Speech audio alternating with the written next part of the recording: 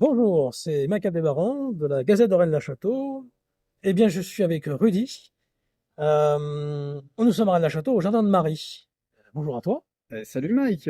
Tu vas tout nous dire, hein, Je sais tout. parce que déjà, l'énigme s'arrête ici. On va montrer le livre. Alors, Voilà.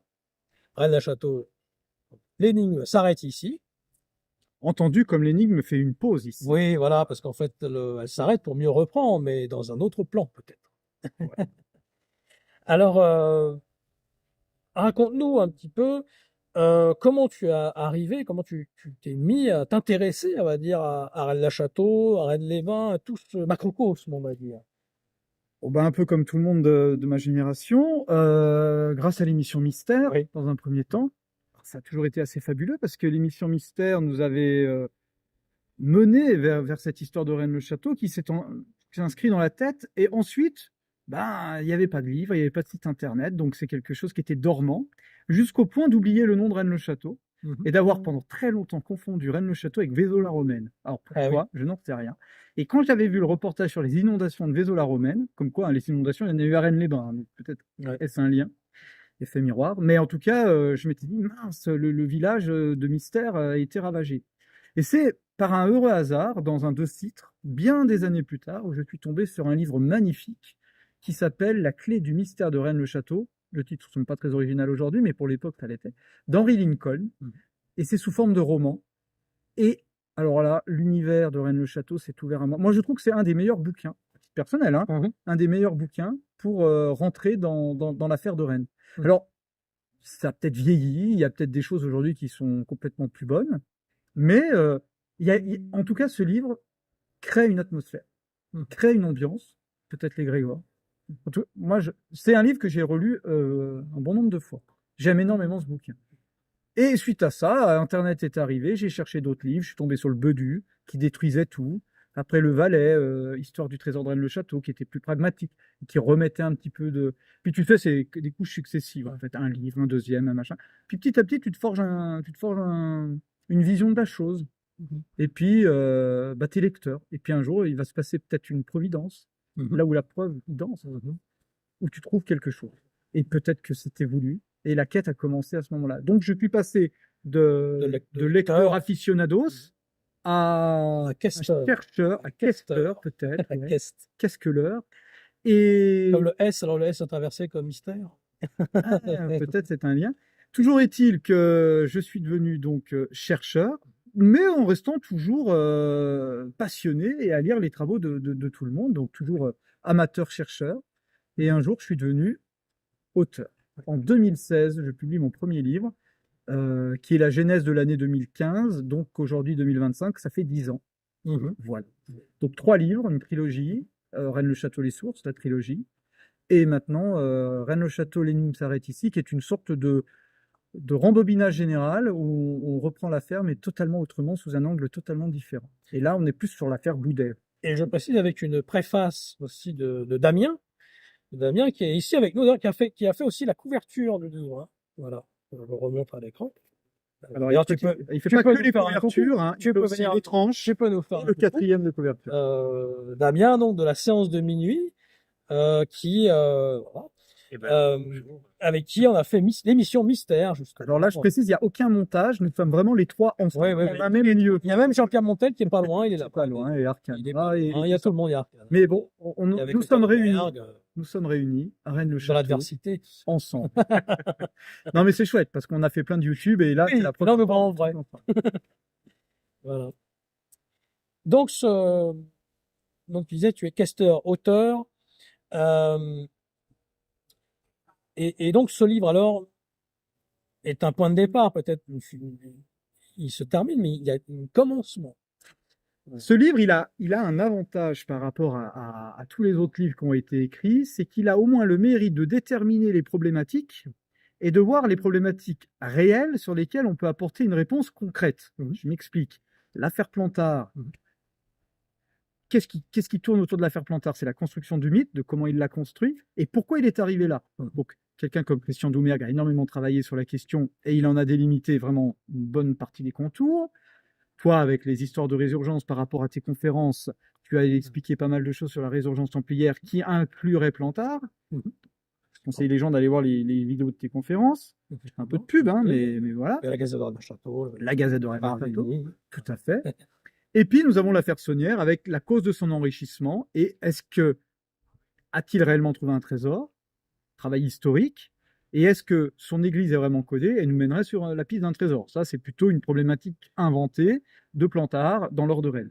Mais, une fois qu'on a enlevé tout ce substrat, il nous reste une dernière affaire, c'est l'affaire Boudet. Et Boudet, qu'est-ce qui reste de Boudet? Son livre. Et Boudet, dès le début de son livre, va nous poser une problématique. Il nous explique que par la langue universelle, parlée dans tout l'univers, donc c'est une langue qui régit l'univers et les hommes. Donc c'est les mathématiques, c'est la géométrie, parce que le cosmos est géré par des constantes. Hein. La constante de l'univers, c'est 1 sur 137, mais ça au passage. Et il nous dit que par le biais de cette langue, donc c'est la langue d'avant Babel, hein, c'est la langue universelle, celle qui avant la séparation des 70 tribus. Oui, parce qu'il y a la langue celtique, langue hébraïque, langue punique, les folk tectosages. Ah, il y a énormément de choses. Et les tectosages, les tecto-sages. Et la langue vivante. La langue vivante. Et après, il va nous parler de langue nationale, de résurrection, de plein de choses. Mais toujours est-il, il nous dit que par le biais de cette langue, nous allons pouvoir redécouvrir le monument celtique de Rennes-les-Bains et que nos recherches vont être couronnées du plus grand succès si on arrive à retrouver cette langue et le monument celtique de Rennes-les-Bains. Donc, il nous pose clairement une problématique. Alors, on n'est pas dans une problématique, dans un premier temps, on n'est pas sur l'ésotérisme, on est sur rien. On est sur une quête de retrouver, de ressusciter le cromlech de Rennes. Et on est en 1938, parce que c'est un jeune alchimiste. Alors, dans mon livre, j'ai voulu, justement, pour éviter de tomber dans le piège du mythe de Rennes-le-Château, de m'en dégager et de... Avant le mythe. Avant le mythe. Et de me fixer sur une date simple, 1938, où là, il n'y a pas de l'affaire Plantard, l'affaire Saunière, à part Jean Giroux qui avait parlé d'un curé qui avait peut-être trouvé un trésor pour financer son domaine, on n'avait rien d'autre. Donc voilà, on est en 1938, un jeune alchimiste arrive à Rennes-les-Bains parce qu'il est initié par son grand-père. Il a la langue celtique, le livre de l'abbé Boudet dans les mains, et il va commencer sa quête. Et il a déjà des clés de compréhension que son grand-père lui a léguées, et quelques travaux qu'il a fait. Et par ce biais-là, alors dans le livre, tout est faux, mais tout est juste. Ce qui rappelle aussi l'initiation avec Jean Rignac. Ouais. Ah ouais, le réveil des titans. Puisque l'abbé Boudet nous parle du réveil inattendu de la vraie langue celtique. Réveil à entendre comme un cadran, comme un réveil. Et donc, le cromlech est en rond, divisé en 12 parties, les 12 heures, et ça va partir comme ça. Ces 12 dont on va parler avec Pierre Plantard, cette horloge, ces fameuses horloges des 12. Voilà. La tour Magdala s'appelait la tour de l'horloge, là où l'horloge. Mais le café de l'horloge. Avec Corbu. Oui. Mais l'horloge, il loge la lumière. Oui, on l'entend. On en parlera plus tard. On en parlera plus tard, ou peut-être pas. Oui. Oui, donc, c'est à la fois un roman, et en même temps, il y a certaines choses du réel. Hein, alors, quand je dis que tout est faux, mais que tout est juste... Le réel, seul le merveilleux est vrai, comme dit Eugène Cancelier. Eh ben, c'est ça. Oh non. Oh non. Il faut comprendre la chose comme ça. Quand on veut expliquer un sujet aussi alambiqué que la vraie langue celtique, on pourrait faire un livre comme une sorte d'essai, où on ferait une explication étape après étape, mais c'est laborieux. Le but, c'est quand même aussi d'amener le lecteur vers une sorte d'imaginaire, et il faut aussi qu'il se plonge aussi dans ce qu'était cette époque en 1938. Il faut amener le lecteur là-dedans. Donc, en fait, il y a une double quête. Il y a moi dans le présent avec mon ami Cyril, oui. Et j'ai des sortes de transes médiumniques où je suis projeté dans le corps de ce jeune alchimiste qui, sans le maîtriser, c'est-à-dire je suis une sorte d'observateur du passé où je vois ce jeune alchimiste progresser dans sa quête et les informations que je vois, je les ramène dans le présent et nous faisons la quête aussi de notre côté. Donc le jeune alchimiste fait sa quête, nous faisons sa quête, enfin, nous faisons notre propre quête et nous avançons justement dans la compréhension et dans la recherche de ce cromlech, de ce monument celtique. C'est comme ça que ça se passe. Ouais. Et en aparté, tu apparais aussi dans Les Secrets du Razès, le film de Philippe Brunel, dans la troisième partie. Ah oui, alors à cette époque, j'avais des cheveux. Ouais. Et donc c'est un film qui a été tourné il y a à peu près 5 ans. Et dans Le Secret du Razès de Philippe Brunel, je parle. Et à ce moment-là, je ne suis pas encore dans cette nouvelle quête. Mais ça m'a rassuré parce qu'en revoyant le DVD, je me rends compte que ce que je raconte sans avoir fait tout le cheminement que j'ai aujourd'hui, je suis j'avais déjà l'intuition qui était pas trop mauvaise. J'avais déjà les contours de quelque chose. Donc, c'est pas en contradiction. Ce qui apparaît dans ton livre, c'est l'alchimia. Enfin, c'est la découverte, en fait, aussi. Que peut-être l'église de Rennes-le-Château, derrière nous, eh bien, était une demeure philosophale. Alors, il faut prendre les choses par étapes. C'est-à-dire que le livre de l'abbé Boudet est publié en 1886, date hautement symbolique, nous amène à redécouvrir le monument celtique. Et pourquoi? À quoi sert le monument celtique? Mais toujours est-il qu'en 1885, l'abbé Saunière arrive à Rennes-le-Château et qu'en 1897, l'église de Rennes-le-Château est terminée et que, en ayant la connaissance du monument celtique, l'entrée dans l'église de Rennes-le-Château te fait comprendre que nous sommes dans un reflet de ce qu'est le cromlech de Rennes-les-Bains dans l'église de Rennes-le-Château. Le cromlech fonctionne comme un creuset naturel, avec des forces agissantes. Ça, c'est expliqué dans le livre. Et on retrouve le processus alchimique dans l'église de Rennes-le-Château, et on se retrouve dans une demeure philosophale, selon les termes employés par le processus vulcanique. Oui. Voilà. Et Les cathédrales. le mystère des cathédrales, ou Menhir Dolmen-Croix. MDC, mystère des cathédrales. Donc, on sent une sorte de paternité. Tout ce cheminement a aussi pu être fait grâce à la grotte de Montferrand. Voilà. Il y avait venir avec le miroir, la dimension spéculaire, avec le bas-relief de la toison d'or. Alors, sans vouloir trop perdre les gens, il faut savoir que la grotte de Montferrand est la reproduction. Non, c'est l'inverse.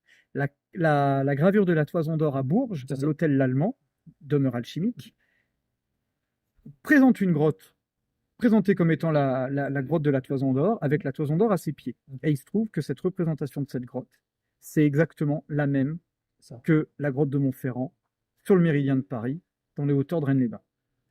Et la toison d'or, qui est figurée sur la fresque, les plis avec la tête du bélier, et ben on le retrouve dans la pierre qui est au pied de l'entrée de la grotte de Montferrand. Donc ça, c'était déjà excellent parce que ça te permettait déjà de faire un lien avec l'alchimie. Donc ça m'a fait rentrer là-dedans et de faire tout le cheminement qu'on va voir dans le livre. Alors du coup, maintenant, si on se projette dans l'église de Rennes-le-Château, l'église de Rennes-le-Château, quand elle est restaurée, la première chose qui est restaurée, c'est l'autel. L'autel Marie-Madeleine, où on voit la Sainte devant la grotte. Et il se trouve que cette peinture, de la manière dont elle est disposée, avec la montagne derrière, la ruine, c'est exactement la disposition géographique de la grotte de Montferrand, du mont Cardou et du château de Custossa. C'est expliqué dans le livre, et il y a une spatialisation de l'image, comme ça, reproduit sur carte. Donc, l'autel, c'est la grotte de Montferrand. C'est le centre du cromlech, c'est le centre de l'église. Et à partir de là, toute la restauration de l'église va se faire après. On pose le centre, on construit après. Et on va retrouver dans l'église de Rennes-le-Château les éléments du grand œuvre. Est-ce que tu veux que je développe ou est-ce que tu as des questions? Oui, tu peux développer par rapport au grand œuvre. Oui. Alors, déjà, l'allée pour rejoindre l'église est en diagonale. Donc, il y a une rectification à faire, puisque la diagonale, elle est volontaire, puisque rien ne l'empêchait de faire une entrée toute droite. La diagonale du fou. Ouais, alors ça, j'aimerais que tu m'expliques un jour, parce que moi, on m'en parle assez souvent. Va se trouver que on va rentrer dans l'église, je fais rapide, hein. Tu as « Venez à moi, vous tous qui souffrez, et je vous soulagerai », 63 caractères plus un point. Ça veut dire qu'on a les 63 pièces de l'échiquier moins une, puisque c'est le point. Donc l'échiquier est incomplet, il manque une partie de l'échiquier, donc la 64e case pour être complet. Et dans cette phrase « Venez à moi, vous tous qui souffrez », il y a « souffre ». Donc nous avons déjà l'élément « souffre ». Je te passe le béni. Ah, mais attends, mais viens. Lève les yeux, tu vas avoir le Christ avec tous ses personnages. Tu as deux enfants habillés en habits du XVIIe siècle. Ces deux enfants, jeux d'enfants, l'alchimie. Ce sont les alchimistes du XVIIe. Nous avons le Christ et nous avons l'observateur. Donc nous avons trois époques. L'époque du Christ, le XVIIe siècle et notre époque présente. De Saunière à nous, si tu veux. Mais non, 20e, 21e siècle. Si tu tournes, toujours dans l'église, et que tu t'approches du centre du cromlech, tu vas avoir Saint-Joseph et la Vierge Mère. Quelle est la planète de la constellation de la Vierge? C'est Mercure. Vierge Mère, Mère Mercure. Donc nous avons le Mercure et le soufre. Il nous manque le sel maintenant pour arriver à faire le grand œuvre. Ressortons de l'église. Nous avons les trois voies. Nous avons les fonts baptismaux qui ont été restaurés par Saunière pour faire la petite fontaine. Nous avons la crucifixion et la grotte de la résurrection. Baptême, crucifixion, résurrection. Dans les trois étapes du grand œuvre. Et ensuite, ça c'est développé dans le livre, hein, je fais plus court. Et une fois que nous sommes dans la grotte, nous avons un banc. Fulcanelli nous le dit. Tout symbole croisé est un symbole d'hermétisme. Tu as les symboles croisés, et au milieu de ces symboles croisés, tu as le S et le L, le sel. Il manque le E, il manque l'éther. Et d'autres choses. Ou encore d'autres choses. Si tu retrouves le E, tu as le sel, et tu as les 3 éléments de l'alchimie. Et la pierre philosophale qui est dans la grotte, puisqu'il y a un petit bloc carré qui est incrusté dans le mur, elle est pour l'instant inerte. Si tu réalises le grand œuvre, elle va devenir rouge sang. La résurrection va s'opérer. Et la transmutation finale va s'opérer. C'est la pierre philosophale qui est à l'état encore d'inaction. Petit détail dans l'église, bah, on l'a fait dans la vidéo que tu auras fait avant, où j'explique que le Graal, hein, donc symbolique, est incomplet aussi dans l'église, puisque nous avons toutes les lettres du mot Graal, sauf le L. Voilà. Donc, on a les 64 pierres incomplètes, puisqu'on n'a que 63 caractères plus le point. On a le S et le L qui donnent le sel incomplet, le sel philosophal est incomplet, et le Graal qui est incomplet. Donc on est dans une demeure philosophale qui nous amène au grand œuvre, mais où il faut que le récipiendaire travaille pour arriver dans le creuset et pour arriver à la pierre philosophale et devenir un adepte. Ce que n'était pas Cancelier. Êtes-vous adepte, monsieur Cancelier? Oh non, oh non, pensez donc. J'ai cherché la pierre, mais je la cherche encore. Oh, il a fait une éclipse sur Paris. Semble-t-il. Il paraît qu'il a fait une en Montréal, oui, pourquoi pas. Parlons de la pierre carrée et des rouleurs. Ah alors là, on revient dans le cromlech. Oui. Boudet nous montre la pierre levée, ce que le Gérard de Sade et Plantard ont appelé la pierre du dé, mais à mon avis, c'est une appellation postérieure. La pierre levée, bah, c'est cette pierre brute qu'il va falloir travailler, il va falloir la réanimer, la rendre philosophale. Par contre, les rouleurs ne sont pas dans le cromlech, parce qu'ils ont une autre fonction. C'est la materia prima, la pierre brute. Je peux juste dire une chose, c'est que oui, alors pour la pierre levée, mais en tout cas pour les rouleurs, ce qui est un site qui est en dehors du cromlech. Tout ce que je peux dire, c'est un tas de pierres vibratoires. Puisque Boudet nous les décrit comme ça, elles sont branlantes, elles peuvent bouger par la vibration. Mais j'en dirai pas plus. Je préfère m'arrêter. On va s'arrêter là. Pour ce qui concerne la Fontaine des Amours, tu as découvert, on va dire, le fauteuil du Christ. Par hasard. Parler un petit peu de cette découverte. Ah, ça a été la première pierre. On avait décidé d'aller à la Soulane parce que dans le mythe de Rennes-le-Château, on nous parle tout le temps du cheval de Dieu. Et moi, dans ma tête, le seul équidé qui est en lien avec Dieu, c'est-à-dire le Christ, dans la vision chrétienne, catholique, c'est l'âne dans la crèche. Donc Soulane. Ouais. Soulane, voilà. Donc le cheval de Dieu, c'était vers Soulane. Donc on a décidé d'aller en direction de Soulane. Et là, on voit Fontaine des Amours. Ben, on s'est arrêté, on a été se baigner. Puis, comme attiré, j'ai dit, tiens, qu'est-ce qu'il peut y avoir derrière? Et j'ai escaladé. Et de l'autre côté, je continue à marcher. Je failli me péter la figure plein de fois parce que ça glissait. Et là, j'étais vraiment nu. Hein. J'avais juste le calbut pour tu vois ce que je veux dire? Donc, j'étais vraiment tout dépouillé. J'avais laissé les métaux à l'entrée du temple. Hein. Et là, j'arrive devant cette pierre. Je me dis, mais non, c'est pas possible. On a un deuxième fauteuil. Je m'assois dedans, je me dis, ça se trouve, c'est un centre. Enfin, si on s'assoit dedans, peut-être qu'on verra des choses. Peut-être c'est un centre d'observation, tu vois. Je me dis, mais ce gros dolmen, je le reconnais, les pierres et tout. Et je me dis, mais on est dans le tableau du Christ au lièvre, de la Pietà de Rennes-les-Dents. Et c'est comme ça que je l'ai nommé. Donc j'ai découvert le fauteuil du Christ comme ça. Et bah, en faisant des liens, comme disait Jean-Pierre Monteil dans Mystère, il faut relier les choses de manière hasardeuse et peut-être des choses vont ressortir. Et en reliant le fauteuil du diable avec le fauteuil du Christ, la source de la Madeleine, des triangulations ont commencé à apparaître. Et ça a été le début de mon cheminement sur le terrain. La tombe de Boudet à Axat. L'histoire du livre, là, en particulier aussi. Le 310. J'allais parler des 310. Bon, 310 degrés, tu peux nous parler un peu de cela? Alors, Boudet nous met sur sa tombe son livre. Ça veut bien dire que, de manière posthume, il signifie son livre, 310. Alors, la VLC a 310 pages numérotées. Une autre manière de les compter qui nous amène à 317, plus la page fantôme, 318. Mais de 317 à 318, le fait qu'il y ait une page fantôme et qu'on rajoute un +1, c'est hautement symbolique. Toujours est-il que le 310, il revenait, tu vois, le nombre de pages, là, sur sa tombe, c'est ictus, mais inversé, ça fait 310, 11. Donc, une fois que j'avais commencé à placer ma clé, en fait, on va dire ce cercle à partir de la grotte de Montferrand, bah, j'ai tracé un axe. Tu vois, donc j'ai mis la grotte de Montferrand au milieu, j'ai fait un cercle, mais hasardeux au début, hein, j'avais pas de délimitation vraiment, et j'ai tracé un axe de 310 degrés. Voilà. Et ça a commencé à me décider. Alors, quand tu traces un axe de 310 degrés sur un cadran à 12 heures, eh ben, c'est la 310 degrés tombe dans la 11e heure. Donc j'avais 310 degrés dans la 11e heure. Donc c'était encourageant. Déjà, on avait une concordance. C'est comme ça que c'est aussi parti. Donc le réveil inattendu était en train de prendre forme. On va parler un peu du Bézis, cette zone protégée du Bézis, un lieu que tu affectionnes particulièrement, qui est très intéressant, hein. La cavité du Bézis où tu as pu aller et œuvrer et voir certaines choses. Même tu avais entendu avec un comparse certaines voix, certaines. Alors ce fameux comparse qui faisait partie du plan, Ouais.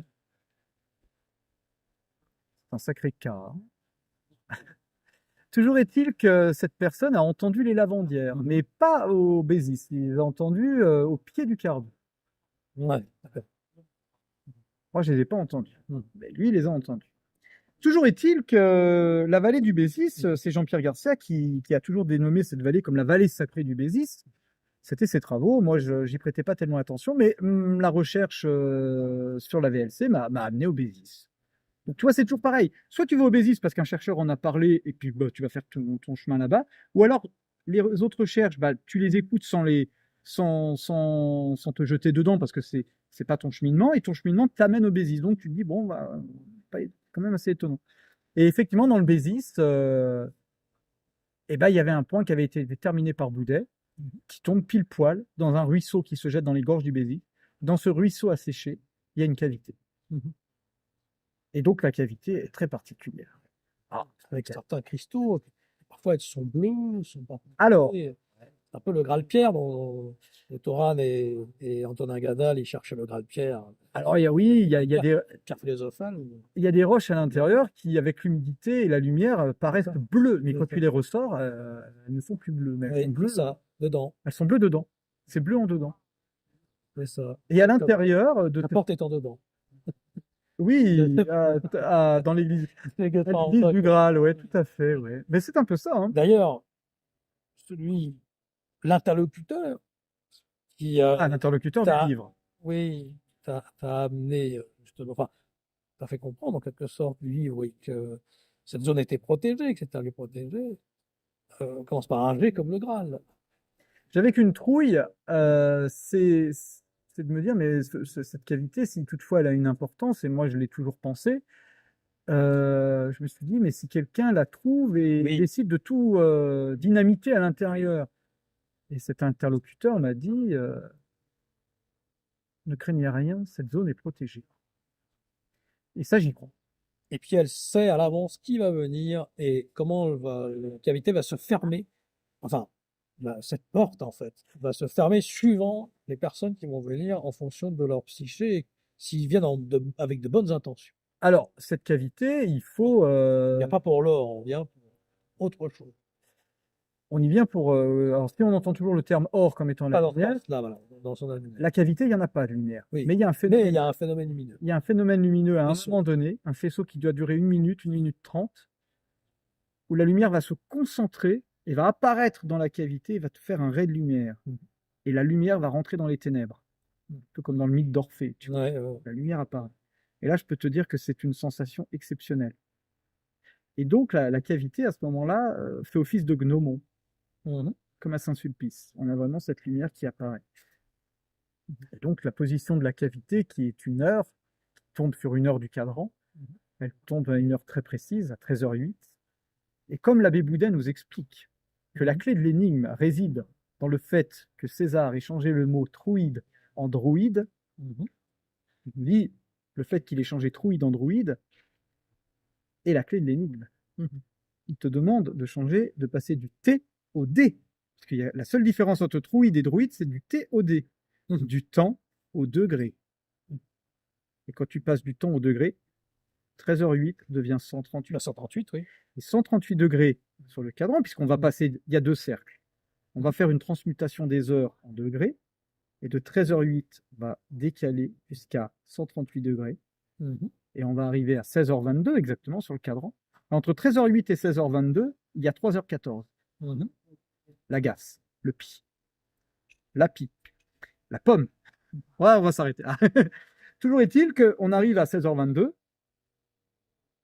comme le nombre de lettres sur le bénitier. Par ce signe, tu le vaincras 22 lettres, plus les 16 petits ronds qui est autour de la croix celtique au-dessus du bénitier.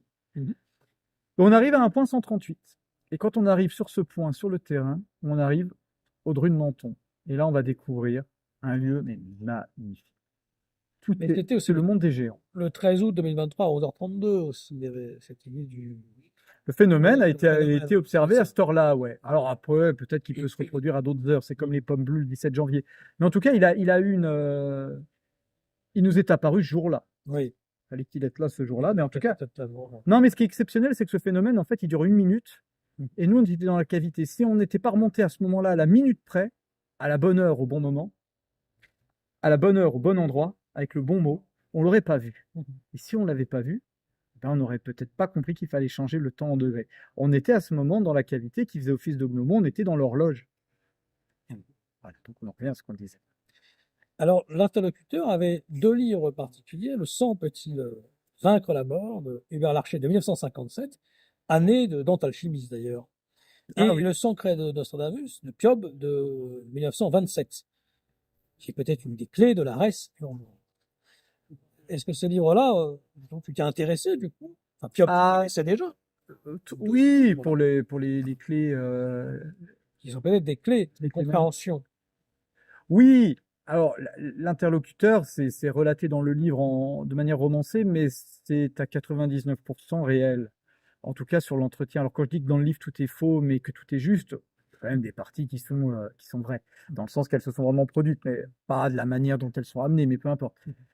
Ce qui est important, c'est le propos et pas forcément la forme. Et effectivement, lors de cet entretien, 2 livres étaient posés, à mon sens, totalement volontairement, sur une table pour qu'ils soient vus et peut-être compris.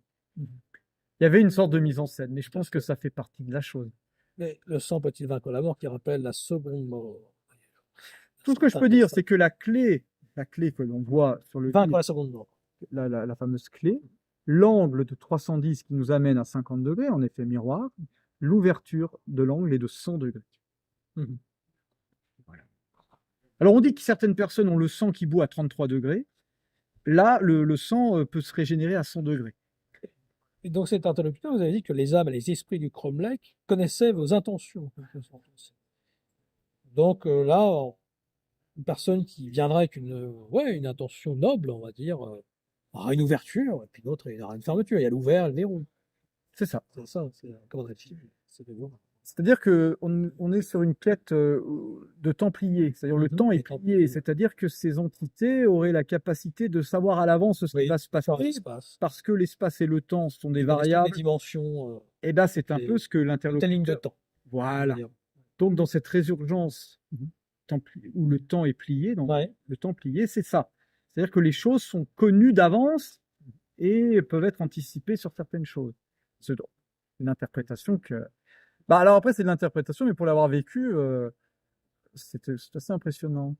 Et tu cites aussi à un moment, du coup, Piob, pour le secret d'occultisme, la néo-occultiste. Piob, en fait, ce qui m'avait mis sur la voie, c'est ce fameux bonus de DVD, là, où on nous explique que les fables grecques se traduisent par la géométrie et que les fables égyptiennes par l'image. Et il se trouve que dans la VLC, dans la vraie langue celtique, nous avons des fables grecques et des fables égyptiennes. Et à partir de là, je me suis dit, alors, il y a quelque chose par l'image et la géométrie. Ça a été ma première ouverture. Aujourd'hui, je l'apprendrai peut-être différemment parce que comme dès le début du livre, il y a l'avant-propos et les observations préliminaires, et il y a 5 pages d'observations préliminaires, enfin 4, numérotées, 1, 2, 3 et 5. Il manque la page 4, et on sait que le 4, c'est, en lettres hébraïques, c'est le Dalet. Donc le Dalet, la porte, a disparu. Donc, à mon avis, le vrai signal, il est plus ça, c'est-à-dire la porte a disparu, à vous de la retrouver. Ouais, c'est la porte dans les dimensions. Voilà. En tout cas, il y a des anomalies dans le livre qui... Déjà, le fait que le 4 monte théoriquement que ça peut déjà être intéressant, c'est assez percutant. Après, un occultiste qui aura la VLC dans les mains, va se dire, ah oui, il y a de la fable grecque, il y a de la fable égyptienne, il y a peut-être quelque chose. Voilà. Tu abordes aussi le héron du Val d'Or dans le livre. Et est-ce qu'Henri Boudet aurait fait partie du héron? Ah, il n'y a pas de preuve. Voilà, on n'a pas de preuve.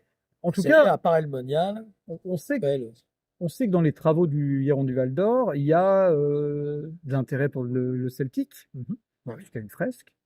On sait qu'il y a de l'intérêt pour la recherche de la langue primordiale. Ça, c'est intéressant aussi. On sent que les centres d'intérêt du Héron sont pas très éloignés des centres d'intérêt de Boudet. Oui. Voilà. On n'a pas la preuve, mais sur le plan, on va dire, philosophique, on peut trouver au moins un lien. Voilà ce que je pourrais dire. Sur justement Pierre Plantard qui aurait été influencé, peut-être aurait eu justement comme Paul Lecourt, comme maître, quel est ton ressenti là-dessus? Alors, on n'a pas de preuve du fait que Pierre Plantard ait connu Paul Lecourt, il n'y a pas de correspondance, il n'y a pas de preuve établie, mais encore une fois, ça peut être aussi une filiation philosophique. Oui, c'est ça, oui. Voilà.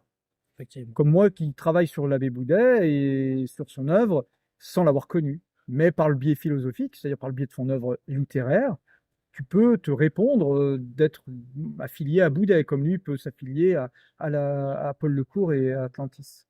Oui. Alors, je me réfère à la page 265 où tu parles de contre-égrégore.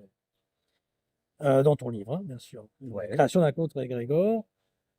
Tu peux nous développer un peu sur ce contre-égrégore, cette NAS, hein, si tu veux, par rapport au livre, il a fallu quand même écrire une histoire cohérente, puisqu'on est quand même sur une histoire à 3 axes.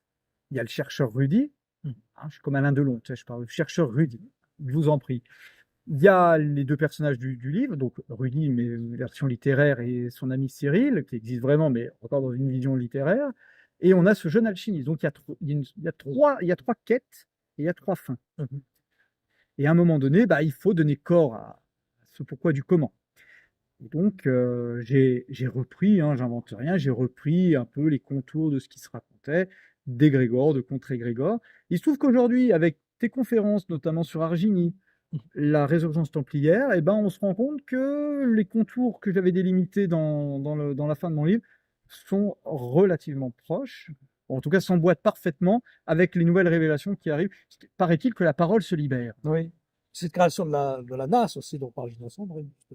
Oui, la NAS égrégorique qui est créée par Pierre Plantard est sans doute une NAS volontaire par rapport à une autre NAS égrégorique. Plus ce serait moins, peut-être que Argini en plus ou moins, et Rennes la Château. Et puis Gisors revient aussi au milieu. Alors, est-ce qu'on peut considérer l'histoire en 3 axes, c'est-à-dire la résurgence se produit à Argini, ça ne marche pas, ça s'est relancé par Gisors et là Plantard en est, et finalement ça ne marche pas aussi bien, ou alors peut-être qu'à un moment donné il y a une scission dans cette résurgence et qu'il y a un groupe qui reste sur Gisors et Argini et un deuxième groupe qui se fait attaquer et qui décide de créer un contre-égrégore avec Rennes-les-Bains. Ce qu'évoque aussi Jean-Patrick Plantard dans parce que Tempête. de toute façon, tout nous ramène à Rennes-les-Bains. Rennes-le-Château te ramène à Rennes-les-Bains. Et, comme les propos ont été rapportés par Monsieur Sandry, Pierre Plantard aurait balancé l'affaire de Rennes pour contrer des groupes antagonistes. C'est ça. Moi, mon ressenti, c'est que l'affaire de Rennes ne devait pas sortir. Elle a été jetée dans le public. On revient à Lyon, Société du Bouillard, Mathieu Paoli, les 2 sous leur ambition politique, le gaullisme, les réseaux gaullistes. Ça, je renvoie les gens vers ta conférence que tu as donnée à Rennes-les-Bains sous une certaine pression. Oui, voilà. Donc, moi, je suis convaincu à l'heure d'aujourd'hui que la VLC, de toute façon, ne pouvait pas être comprise par quelqu'un qui n'était pas occultiste, qui n'était pas dans ces milieux-là. Aujourd'hui, on peut la comprendre parce que c'est sur la place publique et automatiquement, tu sais, quand tu essayes toutes les combinaisons, il y en a une qui fonctionne. Mais la VLC, en 1886, en 1938, elle est totalement oubliée du grand public, mais pas de certains cercles, puisque on sait que Boudet l'a envoyé à certaines bonnes personnes. Il l'a envoyé à Dabadi, surtout d'Abadia, quand même, voilà. Il l'a envoyé à Grasset d'Orsay, on a les preuves, donc elles sont publiées, et il l'a déposé à la bibliothèque municipale de Carcassonne, parce qu'il a voulu que son héritage subsiste à travers le temps. Tu sais, tu fais 1000 livres où t'en fais tous les livres sont détruits, on sait qu'à ces 3 endroits, au moins, on est sûr que son livre allait subsister. Et c'est le cas, il a subsisté, et on l'a aujourd'hui. Donc, la vraie langue celtique, à mon avis, n'est pas l'aboutissement d'un processus, c'est une matérialisation de ce qu'était l'affaire de Rennes. Mais à mon avis, elle est connue déjà de bien avant, et elle est encore connue aujourd'hui par certains. Voilà. Sur le Dru de Menton, tu peux développer un peu ce lieu particulier? Le Dru de Menton donc, se trouve à la limite de Rennes-les-Bains en cartographie, mais même à l'époque, parce que les contours de Rennes-les-Bains, la commune de Rennes-les-Bains n'a pas changé. Elle est à la limite, dans les hauteurs de Sougraigne, mais toujours sur le territoire de Rennes-les-Bains. Et c'est un site qu'on trouve avec la rotation de 138 degrés. À 138 degrés, on tombe dans une zone de grand mégalithe, voilà, naturelle sans doute, mais peut-être un peu réaménagée. Et on va trouver une place circulaire sur laquelle il y a une stèle. Le mot stèle est très important. Un dolmen, c'est rare, parce que jusqu'à présent, des dolmens, il n'y en avait pas tant que ça. La porte de Montferrand, on peut le considérer comme un dolmen, et puis ces énormes menhirs. Alors là, c'est un site qui est fabuleux, où tu es vraiment dans le monde des géants, qui sont tout petits au milieu de ces immenses pièces, oui, parce que c'est comme un temple ouvert. Et là, c'est le lieu où se réunissait le Némède. Si on suit les termes de Boudet. Et le Néméton, c'est un Néméton normalement, mais lui, il l'appelle Dru de Menton. Oui. Et ce site, quand on arrive à ce site, la stèle est face au Bugarach. Cet endroit fait face au Bugarach. Une sorte de mont Olympe, puisque Boudet, au-delà du réveil, nous parle aussi d'un labyrinthe à 12 portes, mais il nous parle aussi des 12 travaux d'Hercule. Et là, on est dans les derniers travaux. On est passé le jardin des Hespérides. Là, on est prêt pour l'anabase. On a parlé de catabase tout à l'heure avec la cavité du Bézis. Là, quand on est au Néméton, au Dru de Menton, on est dans l'anabase, on est dans les hauteurs et on est face à l'Olympe. Et là, on va faire notre dernière mission de l'homme ailé, si tu veux. Voilà. Donc, ce site est, à mon sens, très, très, très important en corrélation avec le reste. Le cromlech n'existe pas concrètement. Il y a les sites qui sont alignés. La carte que Boudet nous donne avec sa clé nous permet de retrouver tous les endroits du cromlech. Il y en a d'autres, à mon avis, j'ai pas tout fait, mais le cromlech n'existe que par la pensée. C'est la personne qui est dedans et qui le conceptualise par l'idée. On est dans une vision idéaliste. Par l'idée, il le ressuscite, puisque les lieux s'alignent par la pensée. Voilà. Pas bêtement, enfin, je vais dire bêtement, non, mais un cercle de pierre levée. On est vraiment sur des sites très, très, très intéressants. Les travaux d'Alain Féral que tu évoques, ces formidables dessins, tu peux nous parler un petit peu de son travail et puis ce qu'il a apporté? Alors, Alain Féral, à mon sens, est l'élève de Pierre Plantard. Oui. Il est le dernier mage de l'affaire de Rennes. Pierre Plantard, c'est ce que je démontre dans le livre, va lui donner la clé de la VLC, la clé géométrique qu'on obtient par la page de titre, c'est ce que je t'ai expliqué dans mon livre. Cette clé, tu la superposes au dessin de Clé du Royaume des Morts, et tu te rends compte que tout est structuré selon cette clé. Et ce qui est très étonnant, c'est que dans Clé du Royaume des Morts, on ne nous parle jamais de la VLC.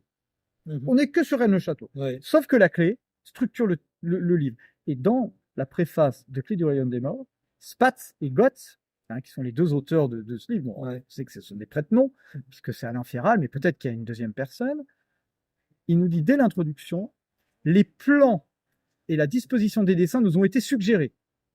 Ça veut bien dire qu'à un moment donné, il y a une intervention extérieure à l'œuvre de Spatz et Gotz. Peut-être que Gotz a suggéré à Spatz ou Spatz à Gotz, peu importe. Toujours est-il qu'il y a une disposition qui a été suggérée par quelqu'un. Et quand on place la clé sur les dessins, on comprend qui a fait quoi.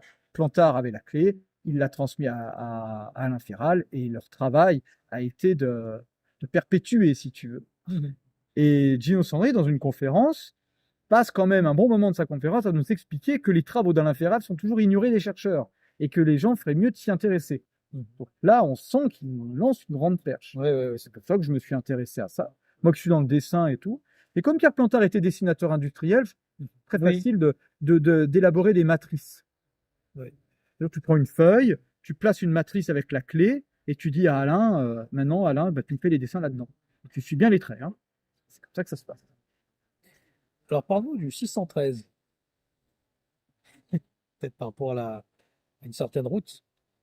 Oui, le flanc nord du cromlech est protégé délimité, on va dire, par la route. Oui, 613 parce que tu veux m'amener au tombeau des Pontiles avec l'Arcadie et tout ça, oui, je comprends bien. L'anagramme de Dieu. Bon, cycle 22. Ouais, alors moi, j'irai pas là-dessus. Je pense que c'est plus, oui, le tombeau des Pontiles est bien postérieur au tableau de Poussin, mais je pense que ceux qui ont créé tout ça, on fait une sorte de bande publicitaire. C'est-à-dire, on crée un tombeau et on vous dit, vous voyez, là vous avez le tombeau, derrière vous avez l'Arcadie, comme sur le tableau de Poussin. L'Arcadie, là où, bah oui, puisque même en Arcadie, j'existe, la mort existe. C'est-à-dire, bah voilà, il faut mourir symboliquement pour ressusciter. Voilà, on a tout ce cheminement, on va dire, un peu occulte. Puis les deux cités aussi sont reliées par la route 52. Et puis il y a la réseau, le 52. Il y a ce 52 qui revient souvent. Ouais, oui, Oui, oui, oui, c'est vrai, tu me le fais remarquer. Ouais, ouais, oui, bah faudra chercher, hein. oui. Tu m'aurais dit 51, j'aurais pensé au pastis, mais ça ne nous menait pas à grand-chose. Ouais, 52, bah je chercherai, hein. Moi, j'ai pas trop d'idées là-dessus. Mais tout le monde le sait aussi. Ouais, ouais, peut-être. L'or de Rennes, ce serait la lumière, on va dire, de Rennes, hein, parce que tu Oui, parles alors ça, aussi d'entendre la lumière. ça c'est plus intéressant, oui, parce que là, tu m'amènes sur les routes. Je pensais que tu allais m'amener à la route 66 avec Eddie Mitchell, mais non, Pas on ne encore. fera pas. Mais toujours est-il, oui, bah oui, l'or de Rennes, il faut l'entendre comme ça. Ouais. C'est l'or, c'est la lumière, et la lumière de Rennes, la lumière de la reine. Donc il y a peut-être un petit côté féminin sacré, et la lumière. De toute façon, il y a quand on va passer à trépas, on n'emmènera rien. Mhm. On emmènera les souvenirs, l'amour, peut-être la lumière qu'on aura trouvée sur Terre va peut-être nous éclairer le chemin, hein, jusqu'au paradis, ou enfin, symboliquement, mais le fait de se rectifier, tu vois, de nous aligner avec le divin, la lumière divine, à mon avis, c'est ça le vrai enseignement. Alors, par contre, si tu le prends au premier degré, l'or de Rennes, bah, c'est le trésor de Rennes. Mhm. Donc, forcément, le matériel. Mhm. Donc, c'est le piège. Ben, Tu te rends compte l'ambivalence de que la là, on phrase? voit dans la nasse, parce qu'en fait, il y a une résurrection du problème, la résurrection, Ouais. et puis contre une machination. En quelque sorte, Eh, ouais, on peut ouais. voir ça comme ça, comme il y a le silence de l'apprentissage. C'est vrai. Ah, c'est pas bête. Ah, effectivement, oui, en voyant la chose comme ça, je suis assez d'accord. À étudier. Comme il y a le V qui revient de la voix. La voix qui est la voix, mais qui n'est pas la voix, mais qui est la voix. Ouais. Des veilleurs. Chaque voie peut être bonne, puisque finalement, on a parlé de grands virages. Ouais. Je crois que le Ah, Cromlech est surtout un grand rond-point, oui. hein, dans lequel il faut tourner. Alors, pas comme dans le sketch de Raymond DeVos, parce qu'à un moment donné, pour s'en extraire du sketch de Raymond DeVos, bah, il va falloir trouver la lumière. On peut pas sortir sur les côtés, mais on va peut-être sortir par le haut, finalement. Hein? C'est peut-être ça. 13 or. Ah oui, parce que nous avons les 12 heures. Les Ah bah, 12 heures. Ah! on est bien. L'horloge. Alors, oui, parce que le trésor, c'est la 13e heure. Voilà. 13 heures, la 13e lumière. Alors, est-ce que c'est le centre du Cromlech ou est-ce que c'est l'heure du Serpentaire? Il y a le serpent vert aussi. Ouais, le Serpentaire. Sur une conclusion, ce livre était l'aboutissement de quelque chose peut-être qui va t'amener à autre chose, parce que le lecteur se dit l'énigme s'arrête ici, mais tout ne s'arrête pas d'un coup. Alors, Quand même. si on regarde l'affaire d'un point de vue totalement matérialiste, ben, l'abbé Boudin nous pose une problématique de redécouvrir le monument celtique par la langue universelle. Effectivement, ben là, on peut pas dire le contraire. On a, par le biais de la langue mathématique et géométrique, retrouvé le Cromlech sur le terrain. Si on est sur une problématique totalement matérialiste, l'énigme peut s'arrêter ici. Cependant, l'énigme, elle est très tentaculaire. Et puis l'intérieur, l'énigme. Mais Il y a- je t'ai parlé tout à l'heure de la porte cachée. Maintenant que vous avez délimité le temple, il faut trouver sa porte. Et là, c'est une autre paire de manches. Mais on sait bien que la porte est au dedans, tout le monde le sait. Oui, puisque paire de manches, tunnel sous la manche. Donc ça se passe à l'intérieur, mais à l'intérieur de soi. La porte est à l'intérieur. Oui, non, mais concrètement, pour être sérieux et sans vouloir faire trop de jeux de mots, mais euh, oui, mais après le travail, de toute façon, de la porte cachée, c'est encore toute une aventure. C'est ce que je peux dire. Peut-être un autre livre plus tard. On verra. On verra. Est-ce que certaines choses méritent d'être achevées sur l'autel du buzz? Je suis pas sûr. Sans buzz spécialement, mais on va dire peut-être une autre approche. En temps voulu, Voilà, dans un temps du temps, dans un Templier.